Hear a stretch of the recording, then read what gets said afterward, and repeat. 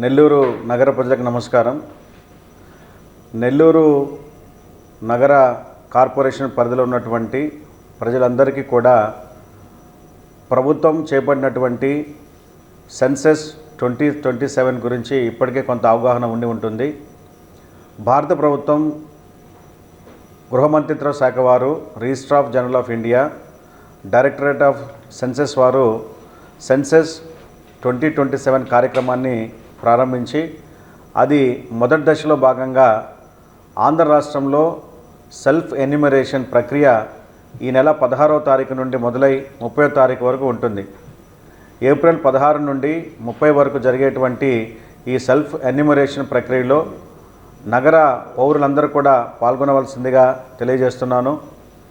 ఇది ప్రజలు ఎవరికై వారుగా మీ వివరాలను మీరు ఈ సెన్సస్ డిపార్ట్మెంట్ వారికి అందించేందుకు వెసులుబాటుగా ఇచ్చినటువంటి అవకాశం.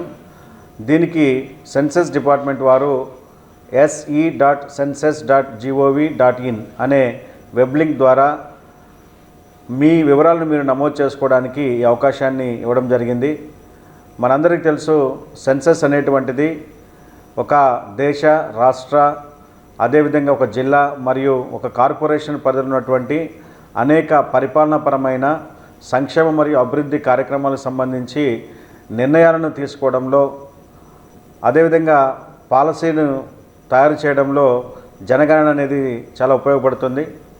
ఇటువంటి కీలకమైనటువంటి జనగణనలో మీరందరూ భాగస్వాములు కావాలని చెప్పి మీరందరూ కూడా సెల్ఫ్ ఎన్యూమరేషన్ అనేటువంటి ఈ ప్రక్రియ ద్వారా మీ వివరాలను మీరు నమోదు చేసుకోవాలని చెప్పి మరొకసారి మీ అందరికీ తెలియజేస్తూ, దీనికి ప్రభుత్వం వారు ఇచ్చినటువంటి వెబ్ లింక్ se.census.gov.in అందరూ కూడా విద్యావంతులైనటువంటి వారు, మీరు మీ బంధువులకి, మీ స్నేహితులకి, శ్రేయోభిలాషులకి అందరికీ కూడా ఈ సెల్ఫ్ ఎన్యూమరేషన్ ప్రక్రియ గురించి తెలియజేసి ఎక్కువ మంది ఇందులో భాగస్వాములు అయ్యే విధంగా చేయాలని చెప్పి మీ సహకారాన్ని కోరుతున్నాను.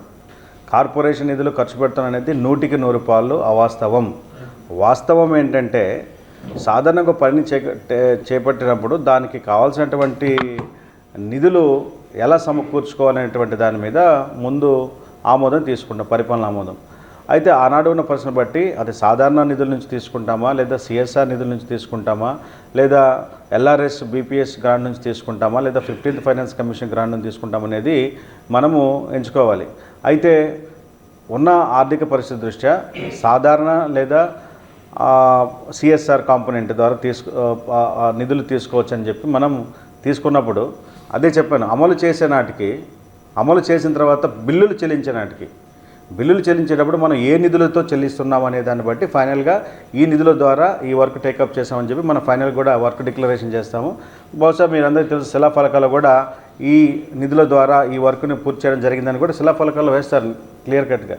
కాబట్టి అంతిమంగా ఏ నిధుల ద్వారా బిల్డింపులు చెల్లించి ఏ నిధుల ద్వారా అయితే ఆ వర్క్ను పూర్తి చేస్తామో అదే అవుతుంది.